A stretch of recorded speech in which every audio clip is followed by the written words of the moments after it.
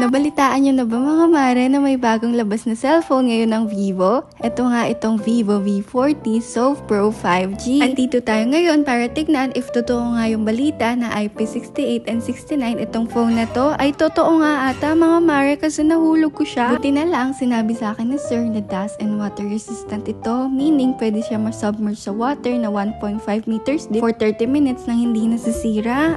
Kita nyo naman mga mare, nakasindi pa siya pero nababad siya sa water pero okay pa rin siya at gumagana. Amazing, di ba? Isa pa sa mga pinagmamalaking feature nito ay dust resistant siya na kahit mapalibutan na siya ng alikabok, gumagana pa rin siya. Pwedeng-pwede to sa mga tough environment at sa mga clumsy dyan. Kung naghahanap ka nga ng dekalidad at affordable na phone, mare, eto na yon, Vivo V40 Sov Pro 5G. Kaya ano pang hinihintay nyo? Visit na kayo sa pinakamalapit